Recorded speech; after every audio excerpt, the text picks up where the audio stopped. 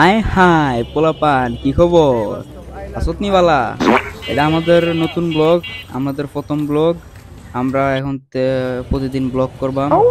এখন আমরা যাইতাছি গির্জায়। আমি আর আমার বন্ধু বিশাল্লা আমরা দুজন মিল্লা যাইতাছি পুরান ঢাকার গির্জায়। এটা আরমাইটলা এবং স্যার সলিমুল্লাহ মেডিকেল কলেজের মাঝামাঝি রোড, চার্চ রোড নামক একটি রোড অবস্থিত। আর এটি হচ্ছে এটার মেইন প্রবেশ পথ, যেখান দিয়ে প্রবেশ করব। আর প্রবেশ করার আগে এখানে দারোয়ান থাকে, যার কাছে কিছু ডিটেলস দিয়ে ভিতরে প্রবেশ করতে হয় আর কি। তারপর আমরা ভিতরে প্রবেশ করে গেলাম। এখন ভিতরে দেখলাম অনেক কবরস্থান, যেখানে আগের পুরানা বিদেশিরা কবর দিয়ে রাখছে। ঠিক আছে। এখন এটার কিছু ইতিহাস আমি বলি, হ্যাঁ। এটা 1781 খ্রিস্টাব্দে প্রতিষ্ঠিত হয়। আর্মেনীয় গির্জাটি পুরান ঢাকার আরমানিটোলা এবং স্যার সলিমুল্লাহ মেডিকেল কলেজের চার্চ রোডে অবস্থিত, যেটা আমি আগেও কইলাম। ব্যবসা বাণিজ্যের প্রয়োজনে অষ্টাদশ এবং 19 শতকে নাকি লোকেরা অনেক আর্মেনীয় লোকেরা নাকি আইসে ঢাকা শহরের এই পুরান ঢাকায়। ঠিক আছে।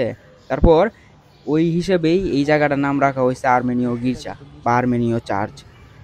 গির্জা নির্মাণের পূর্বে পুরা জায়গাটা একটা কবরস্থান ছিল, যেটা আপনারা হয়তো আগে দেখে বুঝছিলছুন। এটা পুরোটাই কবরস্থান। তারপর আগা মিনাস ক্যাটচিক নামক এক ব্যক্তি এই পুরো গির্জাটার জন্য এই জমিটা দান করেন, এবং তার স্ত্রী সোফি 1764 সালে মৃত্যুবরণ করেন, আর তাকেও এই গির্জায় কবর দেওয়া হয়।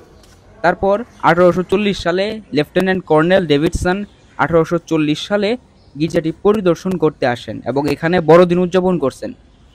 তার কিছু বছর পর 1837 সালের যেই গির্জা চূড়া যে একটা ঘণ্টাঘর তৈরি করা হয়েছিল, যেটা আমি বলি নাই আগে, একটা ঘণ্টাঘর তৈরি করা হয়েছিল এখানে। সেই ঘণ্টাঘরটা 1897 সালের বিধ্বংসী ভূমিকম্পে গেছিল আর কি, ভেঙে গেছিল। আর এই গির্জাটার যে ভবনটা আছে এটা 14 ফুট প্রশস্ত। আর আয়তকার এই ভবনটি 3টি অংশে বিভক্ত। এক পাশে রেলিং বেষ্টিত উচ্চ বেদি, একটি কেন্দ্রীয় প্রার্থনা গৃহ এবং নারী ও শিশুদের জন্য সংরক্ষিত গ্যালারি যুক্ত একটি অংশ রয়েছে। 10 ফুট উঁচু বেদি, সম্ভবত কাঠের তৈরি হইব।